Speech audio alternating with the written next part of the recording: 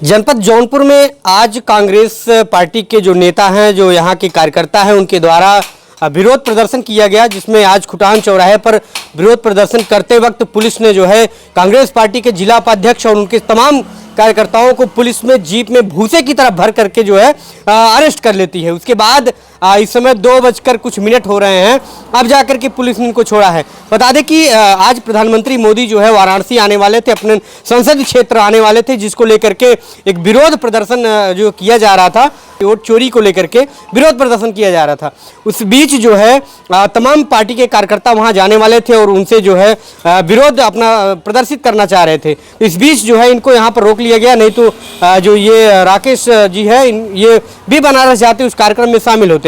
क्या कुछ यहाँ का जो माहौल था वो किस तरीके से अरेस्ट किया गया, सारी चीज़ों की बातचीत करेंगे इनसे। भैया स्वागत है आपका। जी भैया बहुत धन्यवाद आपको। अच्छा, किस तरीके से ये आपको जो है अरेस्ट किया गया, क्या कुछ मामला था, थोड़ा सा दर्शकों को आप बताइएगा। देखिए, मामला यह था कि नेता प्रतिपक्ष जननायक श्री राहुल गांधी जी कल रायबरेली आए हुए थे। जी, रायबरेली आए हुए थे तो भारतीय जनता पार्टी के जो सड़क छाप गुंडे हैं, चंद लोग राहुल गांधी जी के काफिले को रोक करके हमला करना चाहते थे इनके ऊपर। आपने देखा होगा कि श्री राहुल गांधी जी ने भाजपा सरकार पर, भारतीय जनता पार्टी पर, चुनाव आयोग पर वोट चोरी का एक बड़ा आरोप लगाया है। तमाम प्रमाणों के साथ आरोप लगाए हैं और प्रमाण प्रस्तुत कर रहे हैं, जिसमें चुनाव आयोग और सत्ताधारी दल भारतीय जनता पार्टी की मुश्किलें सामने खड़ी हो गई है। तो उससे बौखलाई भाजपा, वोट चोरी के आरोप से बौखलाई भाजपा राहुल गांधी जी को बार बार टारगेट कर रही है, कांग्रेस को बार बार टारगेट कर रही है, आहत कर रही है, गालियां दे रही है, उनको रोक रही है, काफिले रोक रही हैं। बिहार में पदयात्रा के दौरान भी इनके लोग काला झंडा दिखाने गए थे और रायबरेली में भी कल इनके साथ इस तरह से हादसे हुए। और उत्तर प्रदेश की जो सरकार थी वो पूरी तरह से कानून व्यवस्था का पालन नहीं कर पाई और नेता प्रतिपक्ष के रास्ते में सत्ताधारी दल के लोग गुंडाई कर रहे थे। ये बड़ी शर्मनाक की बात थी। तो आज देश के प्रधानमंत्री का वोट चोरी करके प्रधानमंत्री बने और बनारस से वोट चोरी करके सांसद बने नरेंद्र मोदी आज बनारस आ रहे थे। तो हम कांग्रेस पार्टी के लोगों ने इस बात के लिए विरोध प्रदर्शन करने के लिए हम बनारस जा रहे थे कि हम लोकतांत्रिक तरीके से, संवैधानिक तरीके से, और संविधान ने जो हमें लोकतंत्र में आवाज़ उठाने का अधिकार दे रखा है, उसके तहत हम लोग आज नरेंद्र मोदी के सामने विरोध प्रदर्शन करने जा रहे थे।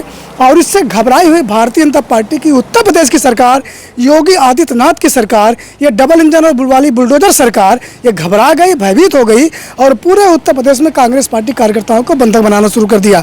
हमारे उत्तर प्रदेश कांग्रेस कमेटी के प्रदेश अध्यक्ष जी को लखनऊ में हाउस अरेस्ट किया।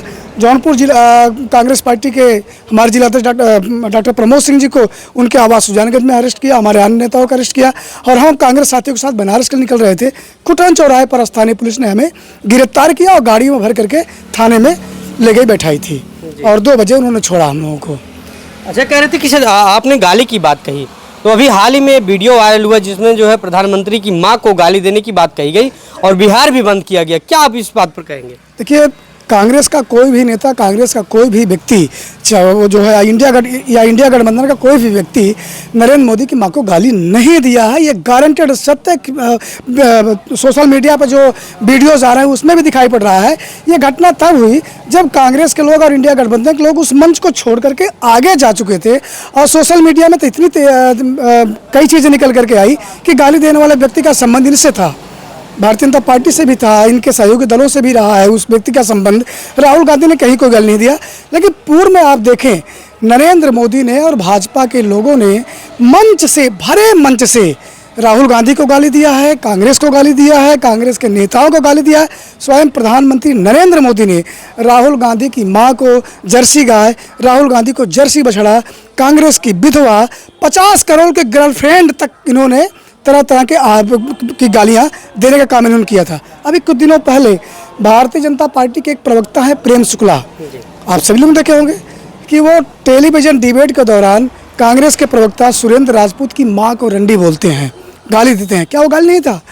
प्रवेश वर्मा दिल्ली के चुनाव में भाषण देते हैं कि वहाँ की सड़कें प्रियंका गांधी के गाल जैसा बनाऊंगा। क्या यह गाली नहीं है? ये भी तो गाली है। नरेंद्र मोदी को समझना चाहिए, अगर उनकी माँ है तो सोनिया गांधी भी राहुल गांधी की माँ है।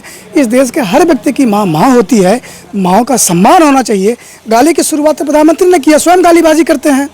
और बहन बेटियों की इज्जत ये क्या करना जाने भाई। भारत की पहलवान बेटियाँ जंतर मंतर पर अपने अस्मिता के लिए बैठी थी, इनके लोगों ने रेप किया, बलात्कार किया, छेड़खानी किया था ब्रजभूषण शरण सिंह ने पहलवान बेटियों के साथ। उनकी इज्जत नहीं कर पाए। प्रज्वल रमन्या, अरे बाप रे बाप, इतना बड़ा रेपिस्ट, दुनिया का सबसे बड़ा रेपिस्ट अगर देखा जाए तो प्रज्वल रमन्या है। हाँ, उनके लिए नरेंद्र मोदी ने वोट मांगा। तो ये बताइए, प्रज्वल रमन्या ने जिन माँ बहन बेटियों के साथ बलात्कार किया, उनकी इज्जत कर पाए नरेंद्र मोदी? नहीं कर पाए। तो गालीबाज तो भारतीय जनता पार्टी नरेंद्र मोदी है, इनके व्हाट्सएप यूनिवर्सिटी के लोग हैं, गाली देते रहते हैं। राहुल गांधी ने, कांग्रेस ने, तेजस्वी यादव ने, इंडिया ब्लॉक का कोई भी नेता किसी भी तरीके से गाली नहीं दिया। दूर दूर तक संबंध कांग्रेस का, इंडिया गठबंधन का इस गाली से नहीं है। अच्छा, बिहार में जिस तरीके से बंदी किया गया, तमाम जो छात्राएं थी परीक्षा देने नहीं जा पाए, अध्यापक को किस तरीके से घसीटा गया, वो अध्यापिका, आपने एक वीडियो देखा होगा, तमाम लोग जो है उस समय काम करने पे नहीं जा पाए, तो उस पर क्या कुछ कहेंगे जो बिहार बंदी था? देखिए, 1974 की आपको घटना बताएंगे। 1974-75 में यही लोग, तब इनका नाम दूसरा था, नाम बदलते रहते हैं ना भाजपा वाले, संघवाल नाम बदलते रहते। सन 1974 में पूरे देश में हालात उन्होंने खराब, उपद्रव मचा कर रखा था। इसलिए श्रीमती इंदिरा गांधी जी को इमरजेंसी कानून लगाना पड़ा था। इनके उपद्रव की वजह से, इनके उत्पातों की वजह से ये खूनी संघर्ष में उतारू हो गए थे, इसलिए इमरजेंसी कानून देश में लगाना पड़ा था। तब जाकर के देश की स्थिति कंट्रोल में हो पाई थी। बिहार में भी वही इन लोगों ने किया, माँ के नाम पर सहानुभूति बटोरने के लिए, अपने लोगों से गाली दिलवाया और सहानुभूति बटोरने के लिए बिहार बंद का जो नौटंकी किया, जो नंगा नाच किया, नंगा नाच गुंडई किया, वो पूरी दुनिया ने देखा, पूरे देश ने देखा कि किस तरह से भारतीय जनता पार्टी के लोग वहाँ सड़कों पर नंगा नाच कर रहे थे, लोगों को परेशान कर रहे थे। डिलीवरी के लिए कोई अस्पताल के लिए जा रहा था उसको रोक रहे थे, नौकरी करने वाले जो जा रहे थे उनको रोक रहे थे, छात्र जो परीक्षा देने जा रहे थे उनके साथ लोगों ने गुंडई की। ये पूरे देश ने देखा कि बिहार में किस तरह से भारतीय जनता पार्टी और नीतीश कुमार की सरकार ने किस तरह से गुंडई की, वो सब ने देख लिया है। इन्होंने लोकतंत्र को एक तरह से जंजीरों में कैद कर रखा है, बंधक बना रखा है। जब यह नेपाल में इस समय आप देखे होंगे, क्या हालात है नेपाल के बारे में कुछ कहना चाहेंगे? क्या उस समय वहाँ दिक्कत? देखिए, नेपाल और भारत का रोटी बेटी का संबंध है। नेपाल में जो उथल पुथल हो रहा है, जो राजनीतिक उथल पुथल हो रहा है, उसका असर हमारे भारत में भी पड़ता है। कुछ भी अगर नेपाल से हवा चली तो भारत में ज़रूर पहुँचती है। तो नेपाल में जो कुछ भी हुआ, वहाँ की स्थानीय समस्याएँ या स्थानीय सरकार की जो समस्याएँ रही होगी, वो उसके लिए जिम्मेदार होंगे। और मैं किसी भी प्रकार की हिंसा का समर्थक नहीं हूँ। संसद भवन जलाया गया, तमाम लोगों को जो है, जो सिविलियन है उनको भी टारगेट किया जा रहा है, उनके घरों को जलाया जा रहा है। इस तरीके की हिंसा नहीं होनी चाहिए, ये हम भी कह रहे हैं। तो क्या कुछ कहेंगे इस हिंसा? देखिए, हम गांधी के लोग, हम गांधी को मानने वाले लोग हैं। हम किसी भी प्रकार से हिंसा का समर्थन नहीं करते हैं। लोकतांत्रिक व्यवस्थाओं में या लोकतांत्रिक देशों में विरोध प्रदर्शन सैद्धांतिक और व्यवहारिक होना चाहिए। कोई भी व्यक्ति अगर तोड़फोड़ करता है तो अपने देश का नुकसान करता है।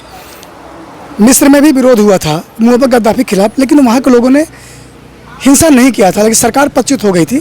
कुछ ऐसा करना चाहिए था। फिलहाल वो नेपाल की स्थानीय समस्या रही होगी। अभी देखिए, बांग्लादेश में हुआ, श्रीलंका में हुआ था, पाकिस्तान में हुआ था, म्यांमार में होता ही रहता है। तो कहीं ऐसा डर लगता है वोट चोरी के खिलाफ भारत में भी ऐसा ना हो जाए, क्योंकि देश में क्रांति की सुगबुगाहट हो रही है, भारत में भी इसकी सुगबुगाहट हो रही है। सोशल मीडिया पर देखा गया कि तमाम लोग यह कह रहे हैं कि भारत में कहीं ऐसा कहीं ना हो जाए, ऐसा कहीं हो ना जाए भारत में। देखिए, सरकार पूरी तरह फेल हो गई है। पहली बात, इनके लोग खुद गुंडई करते हैं। जैसे बहराइच की घटना आप देख रहे होंगे, बहराइच में जो कुछ भी हुआ, स्वयं इनके लोग उपद्रव करते हैं। इनके लोग को प्रेषित करके किसी दूसरे को उकसाया जाता है। तो ऐसी घटनाएं इनकी सरकारों में आम बात होती जा रही है। इसलिए सरकार को संविधान के तहत, नियमों के तहत, संवैधानिक व्यवस्थाओं के तहत कानून का पालन करवाना चाहिए और उस पर इनको अडिग रहना चाहिए।